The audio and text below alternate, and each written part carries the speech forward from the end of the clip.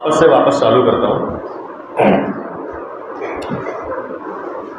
महाराष्ट्र सरकार ने MBA central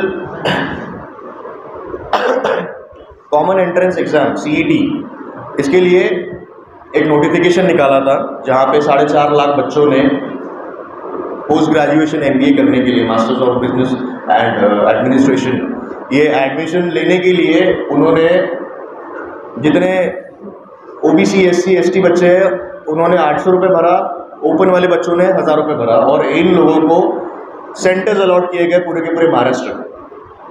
अब बात ऐसी है कि रायसोनी कॉलेज जीएच रायसोनी जो कि एक बहुत फेमस कॉलेज है, हज़ारों बच्चे वहाँ पे पढ़ते हैं और कई ग्रेजुएट्स हर साल वहाँ से बाहर निकले हैं पढ़ के, उनको एम्प्लॉयमेंट नहीं मिला वो बात का प्रश्न है। आज का प्रेस कॉन्फ्रेंस व्यापम घोटाला 2022 में 72 लोगों की मौत जो हुई ये पूरी की पूरी घोटाले में, 38 लोग उसमें ऐसे थे जिसमें एक पुलिस वाला भी था जिसकी मौत हो गई रोड रैश में। ये वो लेवल का ये स्कैम हो सकता है।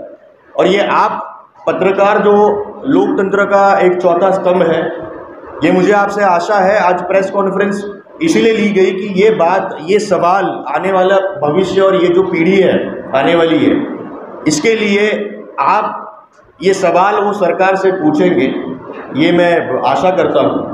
मुझे फ़ोन आया कई स्टूडेंट्स का। मेरा नाम है यश गौरखेड़े, कई पत्रकार मुझे जानते हैं, मैं कोई नेता नहीं हूँ, मैं एक एक्टिविस्ट हूँ। पिछले 8-9 साल से एजुकेशन के ऊपर बच्चों के लिए, यूथ के लिए मैं काम कर रहा हूँ और सरकार के खिलाफ मैंने बहुत बड़े बोलूँगा एक रोल मैंने प्ले किया है, जहाँ पे मैटर ज़मीन का हो, जहाँ मैटर रोज़गार का हो, जहाँ मैटर शिक्षा का हो, वहाँ जन बदलाव की एक टीम खड़ी रहती है हमेशा। तो 25 मार्च के दिन जन बदलाव टीम को एक फ़ोन आया और वो फ़ोन एक लड़की का था। वो बोल रही थी कि सर मैं यहाँ पे सुबह 9 बजे से हूँ, मैं रहने वाली हूँ चंद्रपुर की और यहाँ पे मुझे अभी तक मेरा बायोमेट्रिक टेस्ट ही नहीं हुआ है, मेरा अभी तक रजिस्ट्रेशन ही नहीं हुआ है, 2.5 घंटे का मेरा पेपर है सर, अभी बच गया है 3। तो मैं बोला चलो ठीक है मैं आता हूँ। तो फिर मैं पहुँचा रायसोनी कॉलेज में। जाने के बाद देखा कि वहाँ पे हज़ारों बच्चे और पेरेंट्स साथ में खड़े थे और वो लोग चिल्ला चोट कर रहे थे कि भैया हमारा पेपर कब होगा, हमारा पेपर कब होगा, हमारा पेपर कब होगा। और हम लोगों ने जब बात करने की कोशिश की सारे स्टूडेंट से, तो पता चला कि 2 स्लॉट दिए गए थे सीईटी एग्ज़ाम के लिए। पहला स्लॉट था 9 बजे से लेकर 11:30 बजे तक और दूसरा स्लॉट था 2 बजे से लेकर 4:30 बजे तक। जो फर्स्ट जनरेशन लर्नर्स है उनको पता है, जिन्होंने भी कभी एमपीएससी यूपीएससी के लिए कभी प्रिपेयर किया होगा, तो पहले पेपर ऑफलाइन होते थे, अभी डिजिटल इंडिया के नाम पे पेपर सारे ऑनलाइन होना चालू हो गए। जितना ऑनलाइन हो रहा है उतना सर्वर डैमेज, डेटा ब्रीचिंग और आपके बच्चों के पेपर के साथ फेरफार होना ये बहुत कॉमन चीज़ हो गई है।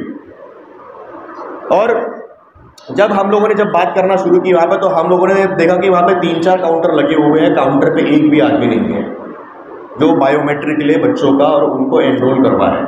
कुछ बच्चे हमको बोल रहे थे कि सर अभी 4 बज गया है, 2 बजे का पेपर था, 4:30 बजे का पेपर छूटने वाला है प्रियदर्शनी के और बाकी के कॉलेजेस का, और पेपर लीक हो गया है।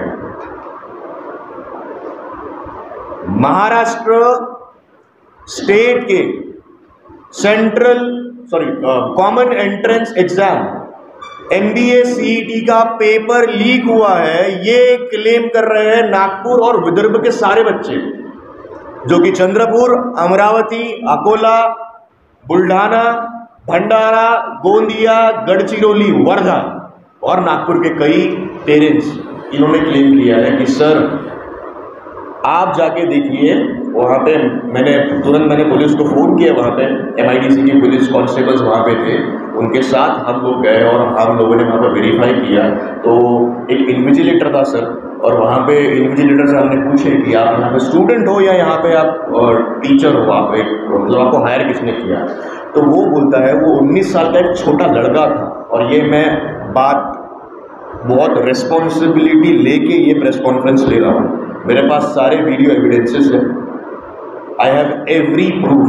विदाउट प्रूफ आप लोगों ने मे बी यूट्यूब पे, फेसबुक पे, इंस्टाग्राम पे, ट्विटर पे ये वीडियोस बहुत सारे देखे होंगे जो पिछले 3 दिन से कंटिन्यू वायरल हो। तो हम लोगों ने जाके उससे पूछा वो बच्चे से कि आपको हायर कौन किया है, आप तो देखने में तो स्टूडेंट लग रहे हो। और वो था ही एकदम 19-20 साल का लड़का। वो बोलता है कि सर मैं एक यही कॉलेज का जीएच रायसोनी कॉलेज के सेकेंड ईयर का स्टूडेंट, जिसको भाड़े पे 500 रुपये दे के इंटर्नशिप के नाम पे एड्यूक्यूटी एक प्राइवेट लिमिटेड कंपनी है जो 2001 से काम कर रही है। बैंगलोर की ये कंपनी है जो टेंडर बेस पे देश में, चाहे वो एसएससी के पेपर हो, चाहे वो शिक्षक भर्ती के हो, चाहे वो राजस्थान के पेपर हो, चाहे वो एमएचसीईटी के हो, एमबीए के हो, ये सारे के सारे पेपर ये कंपनी मैनेज करती है। अब आप लोगों के दिमाग में ये आया होगा कि यार इसमें क्या प्रॉब्लम है। इसमें प्रॉब्लम ये है कि इन्विजिलेटर जो थे वहाँ पे वो 2 दिन पहले हायर किए गए थे। उसके बाद उनको हमने पूछा कि आप कैसे क्या यही कॉलेज के हो और आपने कैसे क्या एकदम से इतनी बड़ी एग्ज़ाम देखिए ये एग्ज़ाम कोई भी एक यूनिवर्सिटी की नहीं है, ये एग्ज़ाम किसी कॉलेज की नहीं है, ये एग्ज़ाम हमारे स्टेट की है, महाराष्ट्र की common entrance exam for the MBA. और आप देख सकते हैं कि इसके बिना आपका एमबीए में एडमिशन लेना वो तो बहुत दूर की बात है, आपको कम से कम 15 से 20 लाख रुपए आपके बच्चों को भरना पड़ता है। तो वो ये सारी चीज़ें कांस्टेबल्स के सामने हुई और कांस्टेबल्स के सामने होने के बाद हम लोग और तरीके से बाकी जगह पे गए और बाकी क्लासरूम में जाने के बाद हमको पता चला कि बहुत सारे बच्चे फ़ोन लेके बैठे हुए हैं। बहुत सारे बच्चे ये क्लेम कर रहे हैं कि कुछ बच्चे थे प्रियदर्शनी के जिनका पेपर ख़त्म हो गया, उन्होंने पेपर वहीं से लीक कर दिया। अब हमारे पास इसका कुछ एविडेंस तो नहीं था, लेकिन हमारा सबसे पहले काम था कि व्यक्तिगत तौर पर जो नियर बाय पुलिस स्टेशन है उसको हम लोग रिपोर्ट करें, वहाँ के पुलिस वालों के सामने ये सारा वाक़या हुआ। अब ये सब चीज़ें हो रही थी तो मेरा काम था वहाँ पे कि जो भी हेड है वहाँ के इंस्टीट्यूशन का, जीएच रायसोनी का, मैं उनसे मिलने की कोशिश की, लेकिन वहाँ पे कोई नहीं था। एक भी staff GH Raisoni college polytechnic का एक भी स्टाफ नहीं था। फिर वहाँ पे एक लड़का मुझे मिला जो क्लेम कर रहा था कि वो सर्वर रूम में काम करता है। सर्वर रूम एक ऐसा रूम होता है जिसे आप मान लीजिए कि पूरे के पूरे बिल्डिंग में एग्जाम चल रही है, पीसीस लगे हुए हैं, तो वो सारे पीसी को मैनेज करने के लिए एक सॉफ्टवेयर, एक सर्वर रूम होता है। वो सर्वर रूम में 3-4 लोग बैठे हुए थे और वो लोग सर्वर को मैनेज मैन्युअली कर रहे थे। मतलब वो डिसाइड कर सकते हैं कि किसका पेपर कितने देर चलेगा, किसका क्वेश्चन पेपर किसको देना है, किसी ने क्वेश्चन पेपर लीक किया नहीं किया, पढ़ा नहीं पढ़ा, वो बात की बात है, बट पास किसको होना है, पास किसको नहीं होना है, वो लोग डिसाइड करेंगे। तो ये लोगों ने, वो बच्चे ने मुझे आके बोला, वो लड़के ने मुझे आके बोला कि सर मेरा आप नाम मत बताइए, मैं भी 2 दिन पहले ये कंपनी ज्वाइन किया, मैंने भी 500 रुपये रोजी लेके मैंने ये कंपनी में, सर बोले मेरी नौकरी चली जाएगी, आप प्लीज़ मेरा वीडियो कहीं पे मत डालिएगा। मतलब ये पूरा का पूरा एक ऑर्गेनाइज तरीके से ये काम किया गया था। अब वहाँ पे सारे के सारे पेरेंट्स घबराए थे, बच्चे घबराए थे कि बहुत सारे बच्चों ने ग्रेजुएशन के बाद ड्रॉप लिया था, उन्होंने एडमिशन नहीं किया था। बहुत सारे बच्चे 1 साल से पढ़ाई कर रहे थे कंटिन्यूसली कि ये जब दिन आएगा तो वो एग्ज़ाम देंगे, कुछ अच्छा स्कोर करेंगे तो वो आगे निःशुल्क तरीके से कम स्कॉलरशिप में आके वो पढ़ सकते हैं आगे, बट ऐसा कुछ भी नहीं हुआ। उसके बाद हम लोगों ने बात करने की कोशिश की, वापस फैकल्टी से हम लोग को कोई रिस्पांस नहीं मिला। हमने बात करने की कोशिश की पुलिस से, तो पुलिस हमको बोल रही है हमारा काम था बंदोबस्त का। हमने पीआई नरके, भीमा नरके जो सीनियर पुलिस इंस्पेक्टर हैं एमआईडीसी पुलिस स्टेशन के, उनसे हमने बात करने की कोशिश की। उनसे जब बात ही हमारी चल रही थी तो एक बच्चा चक्कर आके गिर गया, उसका नाक टूट गया यहाँ से, और नाक फूटने की वजह से वो बेहोश हो गया और बाकी स्टूडेंट्स चिल्ला रहे थे। वो लॉ एंड ऑर्डर की सिचुएशन वहाँ पे क्रिएट हो गई थी। 19, 20, 21, 22 साल के लड़के, उनके ऊपर गुनाह दाखिल उस दिन हो जाता अगर हम लोग उस दिन वहाँ पे नहीं पहुँचते। स्टूडेंट्स को हमने समझाया, वीडियो एविडेंस है, स्टूडेंट्स को हमने समझाया कि ये कितना भी कुछ करे आपको वॉयलेंट नहीं होना है। जितनी बड़ी ताकत कलम में है, पेपर में है, उतनी बड़ी ताकत तलवार में है कि नहीं। वो बच्चे के पेरेंट्स आए, वो लोग घबराए हुए थे कि बच्चा एग्ज़ाम देगा, बच्चा अपनी हेल्थ संभालेगा या बच्चा क्या करेगा। तो वहाँ पे कोई प्रोफेसर सैयद थे, ये आप नाम नोट कर लीजिएगा, CET के है ये सैयद साहब से हमारी बात हुई। सैयद साहब पहले बहुत एरोगेंटली बात कर रहे थे सारे स्टूडेंट से। कुछ बाउंसर्स स्पेशली रायसोनी कॉलेज में मैंने इतनी एग्ज़ाम्स दिया हूँ, MPSC UPSC दोनों के लिए मैंने प्रिपरेशंस किया हूँ। आज तक मैंने कोई भी एक भी सेंटर में मैंने बॉडीगार्ड नहीं देखा। वहाँ पे 500 रुपये के बॉडीगार्ड रखे गए। कई स्टूडेंट्स के साथ मानहानि भी हुई है। बच्चे बोलना चाहते थे लेकिन उनको डराया गया। कुछ पेरेंट्स ने इनिशिएटिव लिया। इनिशिएटिव लेने के बाद हम लोग वापस से वो सैयद से बात किए। सैयद साहब को हमने बोले कि ऐसे एग्ज़ाम नहीं चलेगा। रात में 8 बज गया था वो समय पे, 8 बज रहे थे। 8 बजे कौन सा सेंटर चलता है? सारे बच्चे पेपर देके अपने अपने घर चले गए। कुछ बच्चे जो विदर्भ से आए थे वो बच्चे भी बिना पेपर दिए अपने अपने घर निकल गए। जो बच्चे नागपुर के थे, कुछ पेरेंट्स थे, जैसे मैम हमारे साथ है, ये पेरेंट है, वो है, आप यहाँ पे आ जाइए। एक स्टूडेंट है हमारे साथ, और भी बहुत सारे स्टूडेंट्स हैं, लेकिन आई डोंट नो क्या हुआ। तो मैंने उनको यही एक चीज़ मैंने बोला कि आप सबसे पहले ये मुझे लिखित में बताइए कि ये बच्चे जो बाहर गए हैं इनका क्या होगा। क्या इनको रीअपियर करवाया जाएगा एग्ज़ाम देने के लिए? क्या इन लोगों को वापस से एक मौका दिया जाएगा, या क्या आप इन लोगों को ऐसे ही लावारिस जैसे छोड़ दोगे? तो उन्होंने, और जब मैंने बोलना चालू किया तो पेरेंट्स का भी मुझे सपोर्ट मिला। पेरेंट्स का सपोर्ट जब मिला तब वो सैयद ने पता नहीं किसको फ़ोन लगाया, CET के हेड, वो अपने आप को बता रहे थे कि मैं महाराष्ट्र CET सेल का एक हेड हूँ। उन्होंने मुझसे फ़ोन में बात की और बोले मुझे साहब मुझे 2 मिनट का वक्त दीजिए।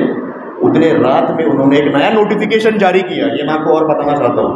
उन्होंने एक नया नोटिफिकेशन जारी किया, मेरे व्हाट्सएप नंबर पर उन्होंने मुझे भेजा, और उसके अंदर लिखा हुआ था कि जो सारे बच्चे आज एग्ज़ाम नहीं दे पाए वो कल सुबह आके वापस एग्ज़ाम दे सकते हैं। उनको मैंने व्यक्तिगत तौर पे मैंने ये चीज़ पूछी कि ऐसे कैसा पॉसिबल है? अब रात में 8 बज रहा है, बच्चों को जाते जाते 2-3 बज जाएगा, तो वो सुबह कैसे वापस आ पाएंगे? तो बोले वो हमारा लुकआउट नहीं है, हम यहाँ पे इंस्टीट्यूशन है, हमारा काम था यहाँ पे आप लोगों को जगह देना। ये काम था एडीपीटी का, ये काम था महाराष्ट्र सरकार का, ये काम था CET सेल का। इतनी इररिस्पॉन्सिबल सरकार, जो आज मुझे नहीं पता ये मेरा हाशर क्या होने वाला है ये प्रेस कॉन्फ्रेंस के बाद। तो कुछ अगर अनहोनी मेरे साथ हो भी गई, व्यापन की जिसे 72 लोगों को मारा गया, मेरे साथ कुछ अनहोनी हुई, तो आप समझ लीजिए कुछ गड़बड़ है इसमें। या ED का CBI का रेड पड़ना कोई मामूली बात नहीं है, और कोई इतना बहुत अनकॉमन नहीं है नागपुर में या पूरे के पूरे देश में। जो अपनी सोशल एक्टिविस्ट, जर्नलिस्ट जो भी है, कोई अपोजिशन, किसी का मेंबर ऑफ पार्लियामेंट का टिकट ये लोग काट दे रहे हैं, कुछ भी ये लोग कर सकते हैं। सत्ता का इतना लालच और इतनी शक्ति इनके सर पे हावी हो गई है कि ये नहीं देखते कि कौन किस जाति का है। सिर्फ इनको पॉलिटिसाइज करके, जनता को पॉलिटिसाइज करके मेन मुद्दे से भटकाना, यही अभी तक सरकार करते आई है। अभी वो नोटिफिकेशन लेके हम लोगों ने उनसे बात करने की कोशिश की, कोई जवाब उनसे मिला नहीं। जवाब नहीं मिला तो हम लोगों ने सीधा गए पुलिस स्टेशन, और पुलिस स्टेशन जाने के पहले हमको पता चला कि एक स्टूडेंट और इनके 5-7 दोस्तों ने रंगे हाथों एक इन्विजिलेटर को पकड़ा, जो अपने आप को CET का एम्प्लॉय बता रहा था। वो पेपर को मैनिपुलेट कर रहा था। कंप्यूटर पे बैठ के वो कंप्यूटर से, एडमिनिस्ट्रेशन से डिसाइड कर रहा था कि आप लोग जो पेपर यहाँ पे दे रहे हो, इनका मुझे टाइम कम करना है और इनका मुझे टाइम बढ़ाना है, इनका मुझे पेपर सॉल्व करना है और इनके मार्क्स मुझे इनको ट्रांसफ़र करना है। वो इजीली बैठ के वहाँ पे कर रहा था। इसका वीडियो एविडेंस, और वीडियो एविडेंस से छोड़िए, वहाँ पे PI नरगे और उनके कॉन्स्टेबल्स, MIDC पुलिस स्टेशन की पूरी सेना वहाँ पे खड़ी थी। स्टूडेंट्स घबरा गए, उन्होंने उनका आई कार्ड छीना, लॉ एंड ऑर्डर की वहाँ पे वापस से ये पूरे के पूरे दिनचर्या में एक कंडीशन आ गई थी। वहाँ पे कुछ भी नहीं हुआ। अब सारे बच्चे जो लोग वहाँ पे रुके हुए थे रात में 8-9 बजे तक, वो तो घबराए थे कि हमारा पेपर होगा या नहीं होगा। लीकेज तो बहुत दूर की बात है। कैसे तो भी वो लोगों ने मैनेज किया। टोटल स्ट्रेंथ जो बुलाया गया था वो 1800 था। मतलब एडीपीटी सिर्फ रिस्पॉन्सिबल नहीं है इसमें ये पूरी की पूरी जो यंत्रणा जो काम कर रही है, जो कॉलेजेस है। मैं अगर मैडम को बोलूँगा कि मैडम आपका सेंटर हमको दे दो, तो मैडम पहले बताएंगे ना कि इनके पास कितने लैब्स है, कितने ऑडिटोरियम है, कितने पीसीज है, कितने स्टूडेंट्स की कैपेसिटी है। उसके बिना मैं कैसे उनको अलाउ। बाकी जो पेरेंट्स थे उन्होंने व्यक्तिगत तौर पर जाके एक FIR के लिए वहाँ पे दरख्वास्त की, और दरख्वास्त करने के बाद उनको एक रिसीविंग कॉपी मिला, जो आप लोग अपने पास देख सकते हैं। आपके पास ही हमने एक दे दिया, एक रिसीविंग कॉपी है। उसके अलावा ये एक लेटर है जो बच्चों ने तुरंत बनाया। जब ये सब जब चल रहा था तो बच्चों ने तुरंत बैठ के ये लेटर को बनवाया, अपने हाथ से ही लेटर लिखा। ये किसी के प्रेशर में आकर उन्होंने लिखा नहीं, वरना बहुत सारे ऐसे पुलिस के डिपार्टमेंट के लोग हैं जो बोलते कि यस गवर्नमेंट ने बहुत फोर्स किया होगा, लेकिन ये सारे के सारे बच्चे इनके पेरेंट्स के सामने इनकी रजामंदी के साथ 300 से ज़्यादा बच्चों ने ये लेटर लिखे। ये कॉपी ओरिजिनल है, इनकी राइटिंग में, इनकी भाषा में लिखी गई है। आपको पढ़ना है तो आप इनको पढ़ सकते हैं। ये कॉपी मैं आपको फॉरवर्ड कर दूँगा। इसी बेस पे हम लोगों ने एक और कंप्लेंट कल दाखिल करवाया MIDC पुलिस को, बट पुलिस वालों को यही रवैया था कि हमारा इसमें कोई रुकावट नहीं है, इसके लिए एजुकेशन मिनिस्ट्री रिस्पॉन्सिबल है। अब ये सब चीज़ें होने के बाद मैडम वहाँ पे बच गए थे 11:30 बजे तक पेपर चल रहा था। 11:30 के हो गए 12, रात में 12 बजे पेपर चल रहा है। पूरे इतिहास में, इंडिया के पूरे देश के इतिहास में ऐसा कभी नहीं हुआ कि रात में 12 बजे जो स्टूडेंट्स बुट्टी बोरी से आए, जो स्टूडेंट जो सावनेर से आए, जो विद्यार्थी कहीं और से आए हैं, वो रात में 12 बजे पेपर दे रहे थे। और उसके बाद हमने वापस बात की CET सेल से, जो नंबर काम नहीं कर रहा था। हमने वापस बात की, वहाँ के जो हेड थे उनसे बात की। मैंने बोला कि सर 12:30 बज गया है, बच्चे घर कैसे जाएंगे? आप कभी अगर आप रायसोनी कॉलेज गए होंगे तो वो जो MIDC का रोड है उसमें एक भी स्ट्रीट लाइट नहीं है। और बहुत ताज्जुब वाली बात है और इतनी इररिस्पॉन्सिबल सरकार आहे की वहाँ पर लड़कियाँ तिथे तरुण मुले होता, त्यांची एज मला वाटते कि असेल काही 21-22 साल की जवान लड़कियाँ विद्यार्थी वहाँ पे खड़ी थी। कॉलेज प्रशासन ने एक भी बस अलॉट नहीं किया। मैंने उनको पूछा कि मैंने बोला इतने रात में ये बच्ची, मैंने बोला आप कहाँ से आए? तो बोले सर, बोले मी कास्तकाराची मुलगी आहे, माझ्या वडिलांनी कर्ज घेऊन मला शिकवलं, माझं BBA झालं आणि आता मी MBA साठी मी एनरोल केलं। साहेब म्हणाले माझ्याकडे पैसे नव्हते, मैं किसी और से पैसे लेके यहाँ तक पहुँची हूँ सेंटर तक का। मेरा अलॉटमेंट टाइम था 2 बजे का, सर अभी 12 बज रहे हैं। वो कैब के लिए, लिफ्ट के लिए कुछ हेल्प मांग रही थी। मैंने उनसे बात किया कॉलेज के प्रशासन से कि मैंने बोला आप कुछ करिए, ये आपकी व्यक्तिगत रिस्पॉन्सिबिलिटी थी, लेकिन उन्होंने कुछ मदद नहीं की। बोले हमारा लुकआउट नहीं है, मरे तो मरे, जिंदा रहे तो जिंदा रहे, हमको उससे कोई फर्क नहीं पड़ता। और ये बात व्यक्तिगत तौर पे रिस्पॉन्सिबिलिटी के साथ मैं खुद बोल रहा हूँ। तुरंत मेरे साथी अर्पित आठवले जो एक RTI एक्टिविस्ट है, हम लोगों ने PI नरके साहब को वापस कॉल किया 12:30 बजे। मैंने बोला सर ये क्राइम रेट में नागपुर आप आज देखिए UP बिहार बन गया है। आप देखिए जुवेनाइल के कितने क्राइम्स हो रहे हैं, बच्चों को साथ कुछ भी होता है रात में अनहोनी, इसके लिए रिस्पॉन्सिबल कौन है? तो बोले आम्ही काय करू शकतो साहेब, हम सब। मतलब साहेब देखिए अगर इनके साथ कुछ भी होता है, कल सुबह मैं आ रहा हूँ फिर आपके पास बड़ा मोर्चा लेके, खाली पीली आप ये सब चीज़ें मत करिए। तो उन्होंने बड़ी शिद्दत से मुझसे बात की और तुरंत एक वैन बुलाया, CR वैन बुलाया। ये सारी की सारी चीज़ें डॉक्यूमेंटेड है, इसमें कोई मिर्च मसाला लगा के कोई बात नहीं करना है। तो PI नरके साहब ने अपनी गाड़ी भेजी, कांस्टेबल्स भेजे, फीमेल कांस्टेबल्स भी साथ में थे, और वो बच्चियों को अपने अपने घर छोड़ के वो लोग वापस आए। तो मुझे बहुत बहुत शुक्रिया अदा करना है नीतीश कुमार जी का, और उनकी जो टीम जो भी काम कर रही है सही में बेहतर तरीके से काम कर रही है। अगर आज MIDC पुलिस नहीं होती तो शायद मैं अपने घर निकल जाता उस रात में, और वो बच्चियाँ रोड भी नहीं सड़ती। ऐसा क्या होता क्या नहीं होता वो मुझे नहीं पता। अब आश्चर्य की बात है कि कल के दिन प्रियदर्शनी कॉलेज में सेम घटना हुई। कल के दिन GH रायसोनी पॉलिटेक्निक कॉलेज में सेम घटना वापस से रिपीट हुई, और इसके ऊपर अभी तक कोई FIR दाखिल नहीं हुआ।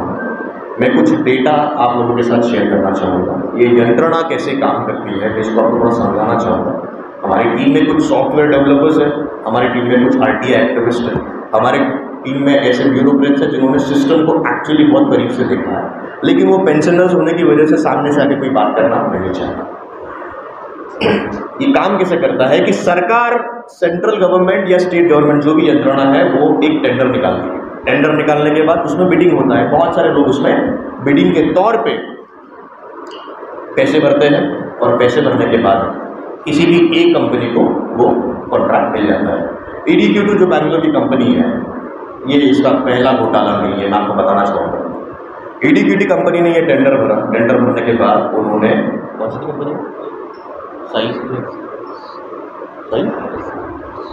साई एग्जीक्यूटिव्स, एक राजस्थान की कंपनी है जयपुर की, मैंने वो काम लिया, मैंने वो काम इनको दिया। आप सोचिए, अब मैं जब काम, आप सरकार हो, आपने मुझे ये काम दिया टेंडर पे, मैंने ये काम इनको दिया, इन्होंने ये काम इनको दिया और इन्होंने काम वो उनको दिया, कमीशन बेस पे।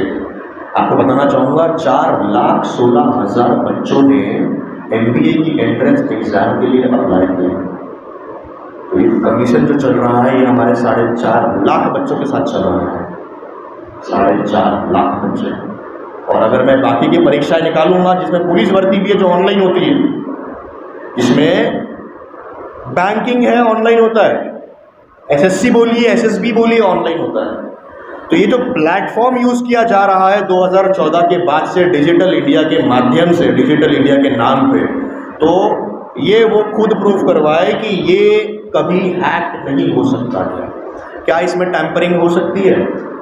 क्या बच्चों के पेपर्स के साथ मैनिपुलेशन हो सकता है? बिल्कुल हो सकता है।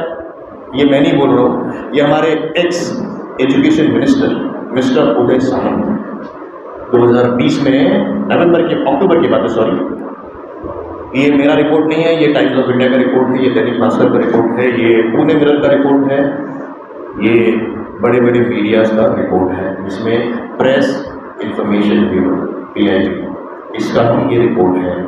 ये एडुकेटी कंपनी ने जो काम लिया था कमीशन बेस पे, दूसरी कंपनी को दिया, दूसरे ने तीसरे को दिया, तीसरे ने चौथे को दिया, और ये सारे बीच में एक कॉन्ट्रैक्ट पेपर जो हमारे पास आया उसमें ये चीज़ क्लियर लिखी थी कि आपका जो कॉन्ट्रैक्टर थे उनका सिर्फ यही काम था कि वो एग्जाम को कंडक्ट करवाएंगे, इवैल्यूएशन का काम नहीं करेंगे।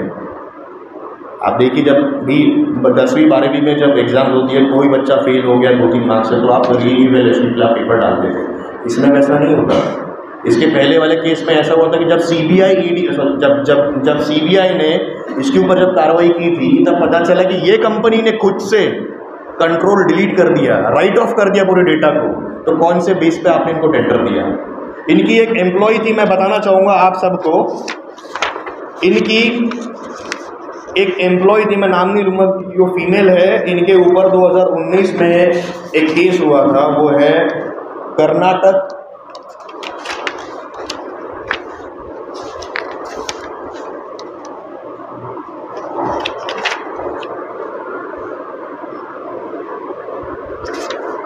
डिस्ट्रिक्ट कोर्ट का, कर्नाटक डिस्ट्रिक्ट कोर्ट ने एडुकेटी को बैन किया है, ब्लैकलिस्ट किया है।